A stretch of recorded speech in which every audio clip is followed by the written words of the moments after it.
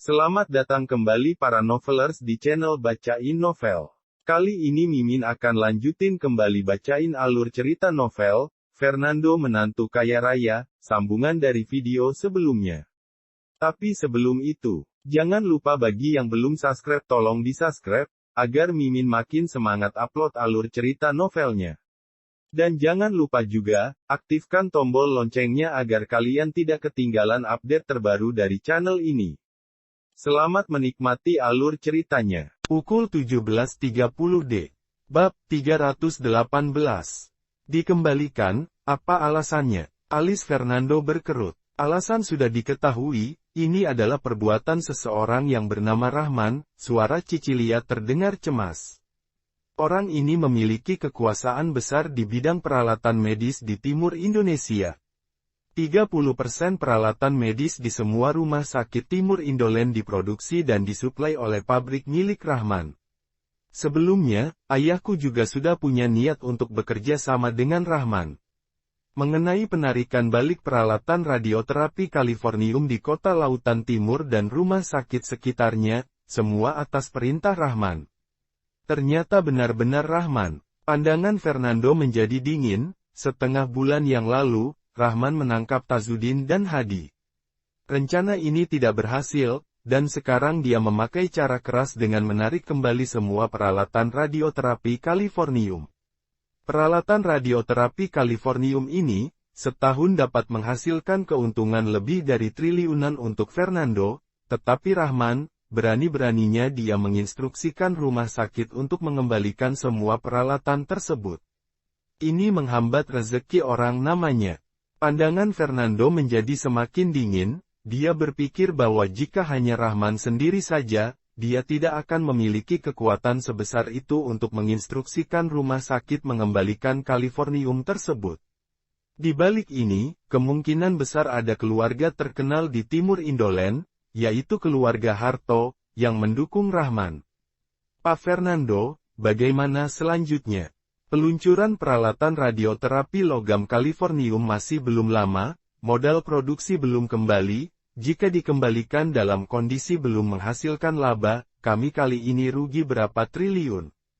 Cicilia merasa sangat cemas, peralatan radioterapi Californium, tidak hanya berkaitan dengan Fernando, tetapi juga terkait dengan keuntungan keluarga Haddad.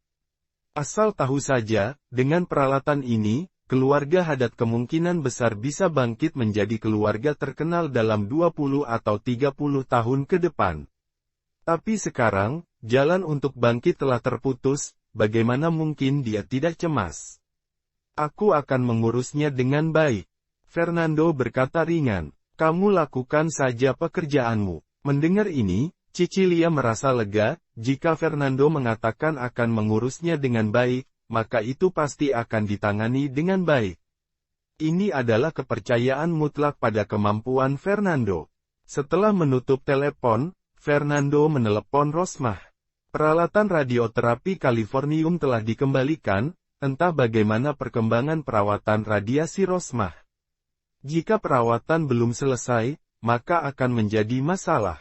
Ponsel Rosmah langsung terhubung. Dari telepon dapat diketahui bahwa proses radioterapi Rosmah sudah selesai, sel-sel kanker semua terbunuh, sekarang hanya perlu beristirahat dengan tenang saja. Setelah menerima informasi itu, Fernando baru merasa tenang. Kantor pusat keluarga Wahyudi berada di kota Jingering. Keluarga Harto di timur Indonesia juga memiliki kantor pusat di kota Jingering. Satunya membunuhku dan membuatku hampir mati, yang satunya lagi menghambat keberuntunganku, membuatku rugi berapa triliun. Tampaknya aku harus pergi ke kota Jingering ini. Fernando meletakkan ponsel, terdapat aura membunuh yang memancar dari matanya.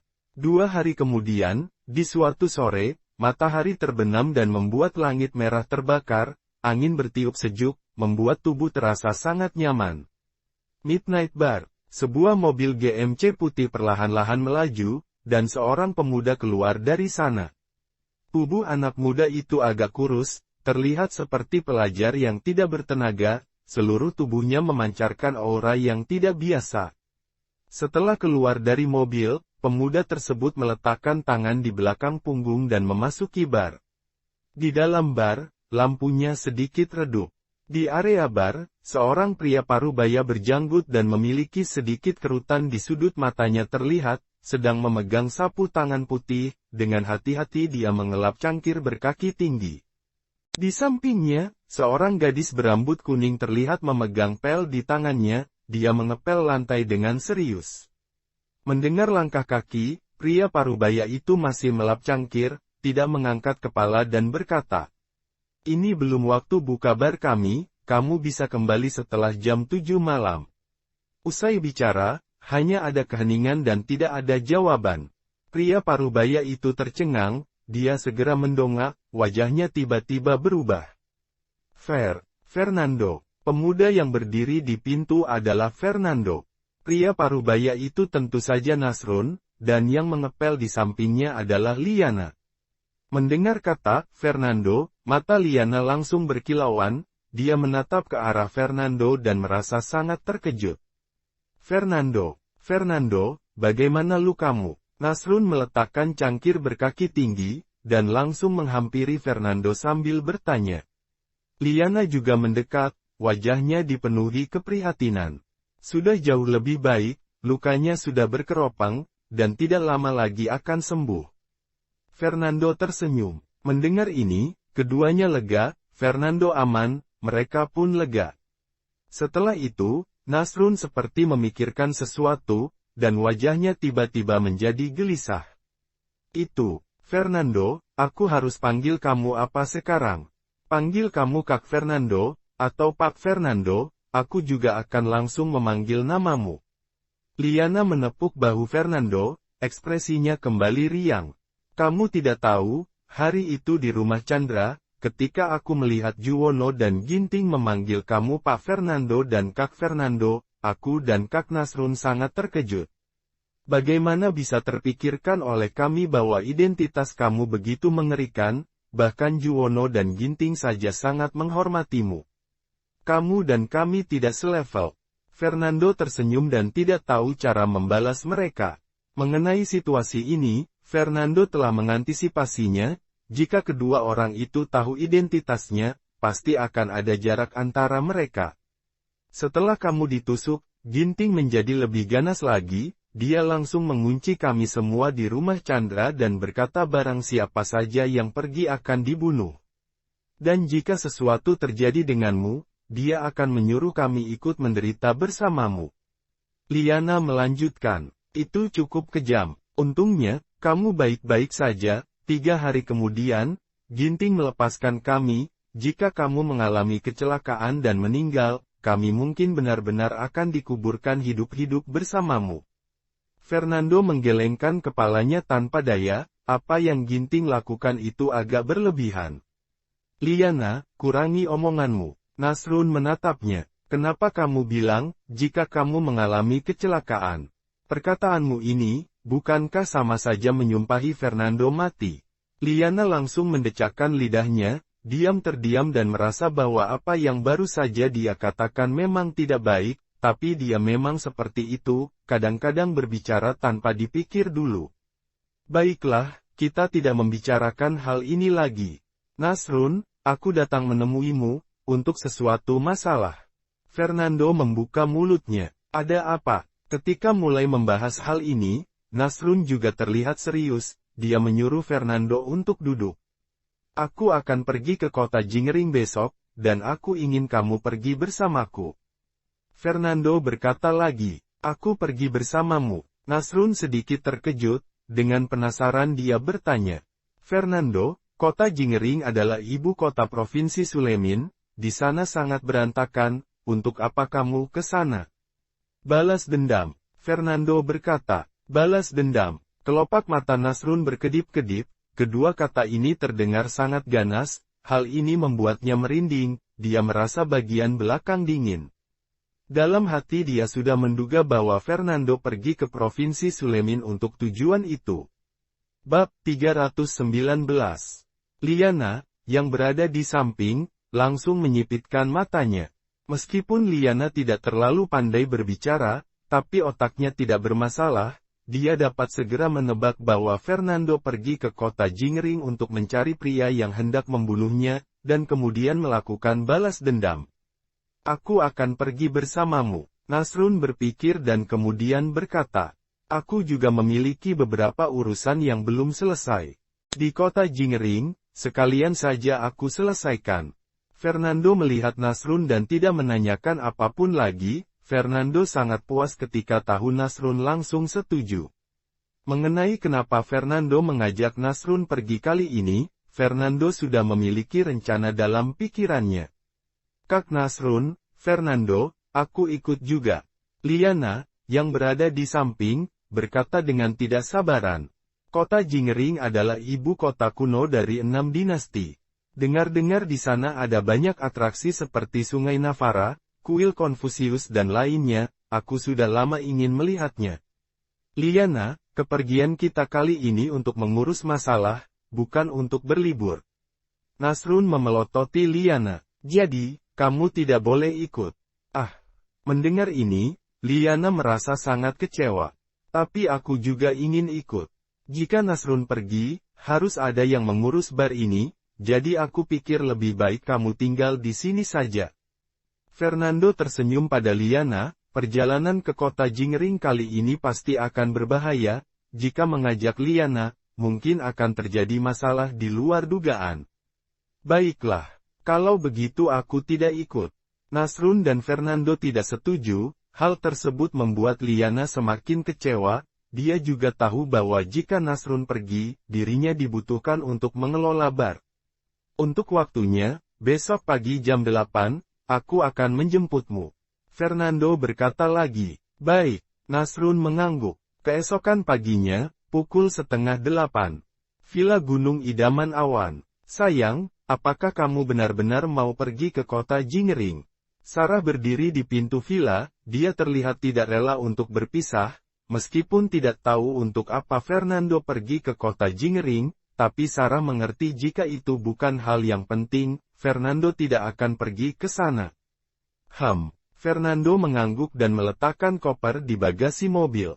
Di dalam koper ada beberapa pakaian dan obat Fernando.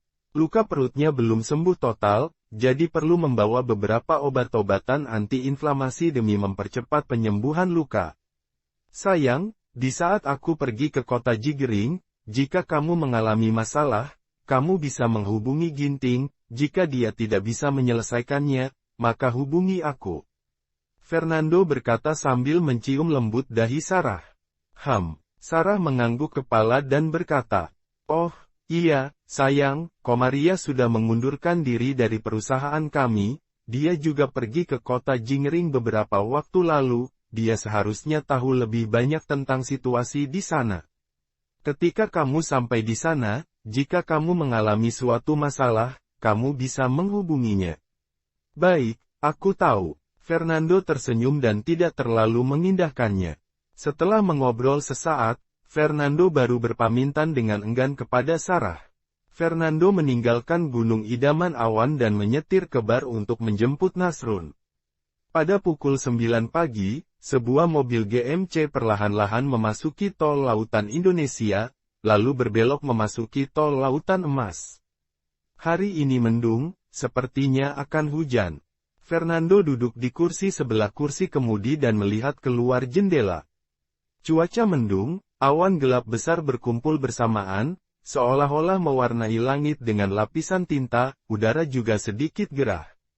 Di depan Fernando, terletak setumpuk informasi.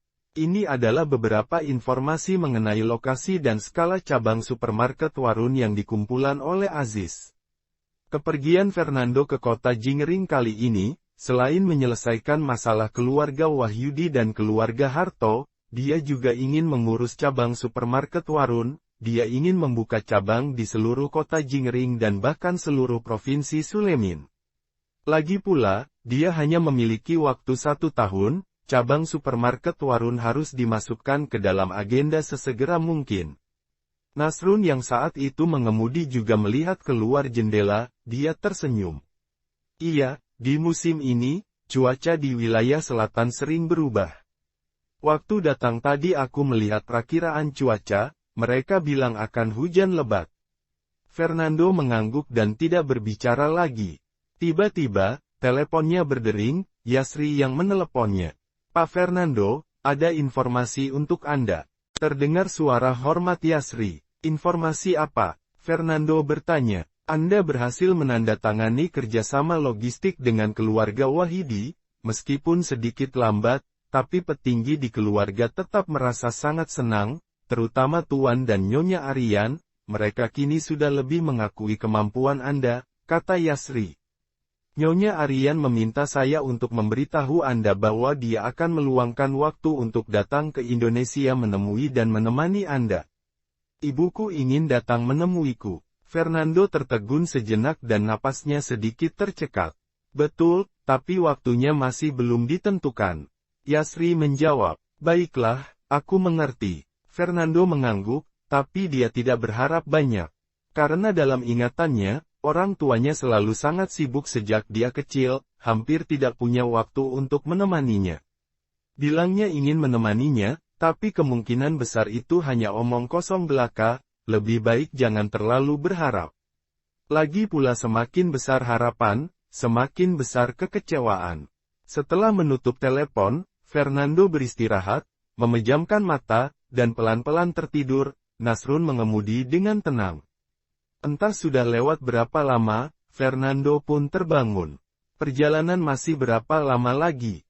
Fernando menguap sambil menggosok alisnya. Masih sekitar 2 jam lagi untuk keluar jalan tol. Nasrun terlihat sedang menghisap sebatang rokok di mulutnya, jendela di sebelahnya terbuka lebar. Fernando, ada rest area di depan, apa kita mau ke sana beristirahat? Boleh. Fernando mengangguk, dia sendiri tidak lelah, tetapi Nasrun yang mengemudi.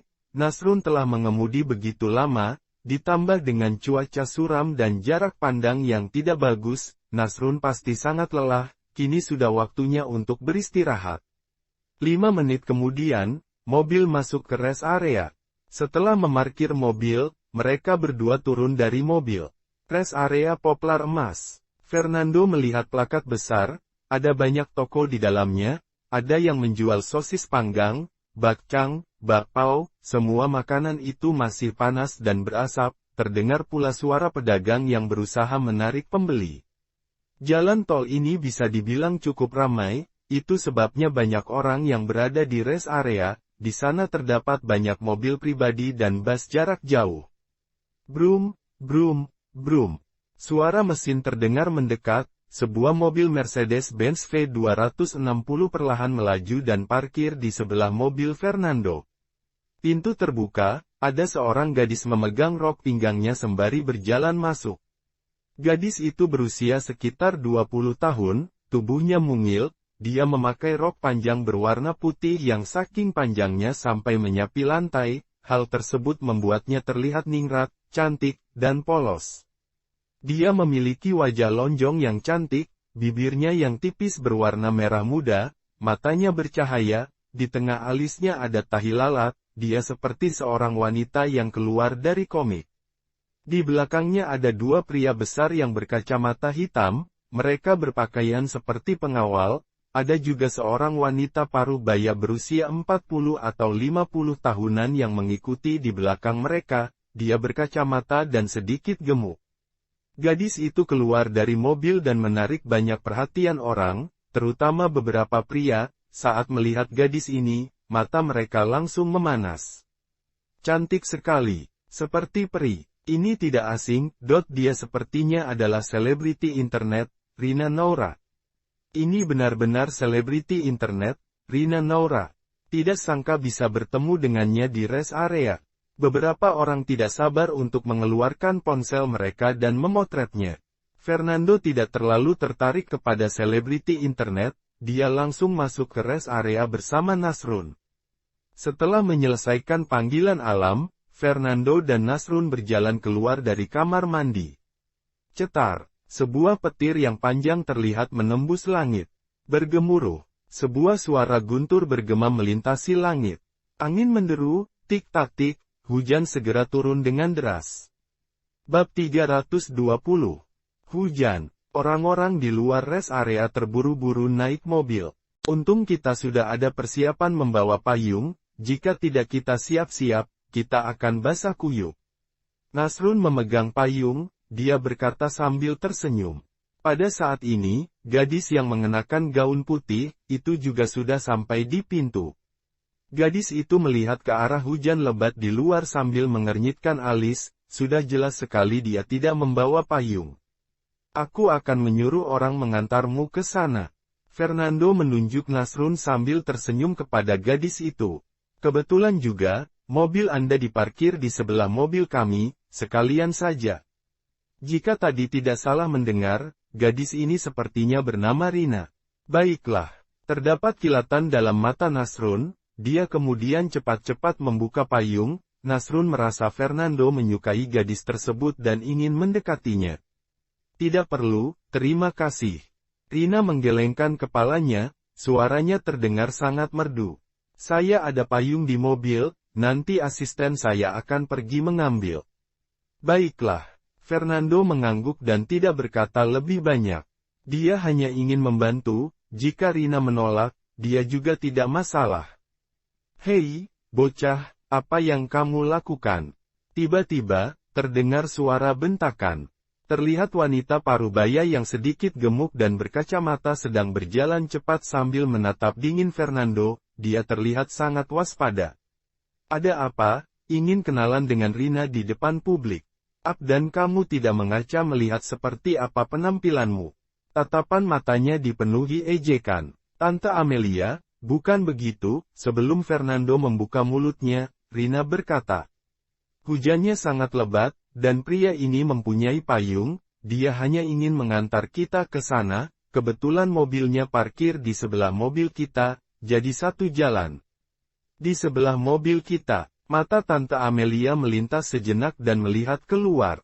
Memang ada mobil putih yang diparkir di sebelah Mercedes mereka.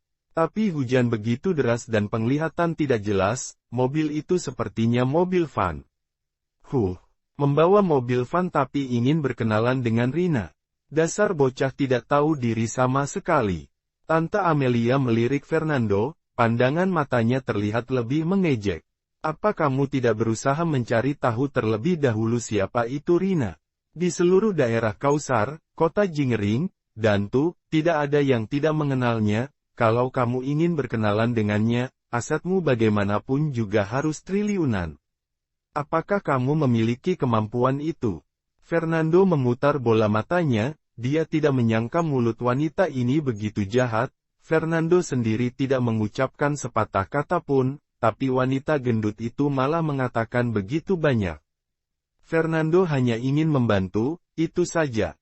Nasrun, ayo pergi. Fernando melangkah keluar, dia malas untuk berbicara dengan wanita itu. Nasrun bergegas memayungi Fernando, mereka berdua berjalan menuju mobil. Saat ini, dua pria besar berkacamata hitam keluar dari kamar mandi. Lihat pengawalku sudah datang, jika kamu cepat kabur, itu artinya kamu masih bisa melihat situasi. Tante Amelia menatap belakang punggung Fernando sambil mendengus dingin. Kalau tidak, pasti akan menyuruh pengawal memukulmu. Kamu, cepat ambil payung di dalam mobil. Nona Rina malam ini memiliki pertunjukan di Sungai Navara, para tamu yang akan datang adalah anak orang kaya, kita tidak bisa membuang waktu sedikit pun. Tante Amelia menunjuk lagi ke satu pengawal lain. Baik, pengawal itu segera berlari melintasi hujan deras. Meninggalkan rest area, Fernando berdua memasuki tol dan melanjutkan perjalanan ke kota Jingering. Karena hujan deras, mobil melaju dengan perlahan, hampir 3 jam, akhirnya mobil GMC memasuki kota Jingering. Kota Jingering, ibu kota Provinsi Sulemin, ibu kota kuno 6 dinasti. Ini adalah kota yang ramai, populasi penduduknya hampir 10 juta, PDB di seluruh Provinsi Sulemin termasuk yang terbaik. Kota ini juga merupakan kota wisata besar, ada kuil Konfusius, Sungai Navara, makam tengah gunung dan lain-lain. Kota ini juga merupakan kota yang pernah mengalami penderitaan, terutama selama perang anti-Jepang pada abad terakhir. Kota ini juga merupakan kota yang dipenuhi oleh perebutan kekuasaan, dan sangat kejam. Jika mampu menjadi pemimpin di kota Jingering, maka di masa depan, mereka dijamin bisa menjabat di kota Temerung, dan menjadi figur paling inti dalam kekuasaan di seluruh Indoland. Bisa dibilang bahwa bagi pejabat besar maupun kecil di Provinsi Sulemin, kota Jingering adalah gerbang menuju kesuksesan. Jika bisa melompat gerbang kesuksesan dan menjadi orang yang hebat, benar-benar berdiri di puncak kekuasaan. Jika tidak bisa melompat, maka seumur hidup, mereka bagaikan ikan di dalam kolam. Pada saat yang sama, kota ini merupakan kota yang dipenuhi oleh orang-orang berbakat. 3 keluarga besar di timur Indoland dan markas keluarga Harto, semuanya terletak di kota Jingering. Ada juga basis kekuatan keluarga yang lain, baik yang besar maupun yang kecil, mereka berjuang, bekerja sama dan berseteru satu sama lain. Pak Fernando, kita sekarang berada di daerah Navarra di kota Jingering, selanjutnya pergi kemana? Nasrun melihat peta dan bertanya kepada Fernando. Cari hotel dulu untuk menginap. Fernando berkata ringan. Baik, Hotel Hilton. Fernando dan Nasrun memesan Presidential Suite dan tinggal di sana. Setelah membereskan barang-barangnya, Fernando mengganti baju yang lebih longgar dan nyaman, kemudian menemui Nasrun. Ayo, kita keluar jalan-jalan, aku pertama kali datang ke kota Jingering, aku ingin melihat pemandangan kota Jingering. Baik, mereka berdua keluar dari hotel. Daerah Navarra di kota Jingering, objek wisata yang paling terkenal di sana tentu saja adalah Sungai Navarra. Sekarang sudah senja, hujan juga sudah berhenti, udara segar, langit di barat terlihat merah seperti terbakar matahari terbenam. Setelah mengemudi sekitar 1 jam, Fernando dan Nasrun pun memasuki daerah pemandangan Sungai Navarra. Sudah senja, dan ada banyak orang di daerah situ. Air Sungai Navarra mengalir, ada lampu apung di atas sungai, terlihat sangat indah. Pemandangannya benar-benar bagus. Fernando meletakkan tangan di belakang dan menikmati pemandangan. 10 mil Sungai Navarra adalah tempat berharga untuk 6 dinasti.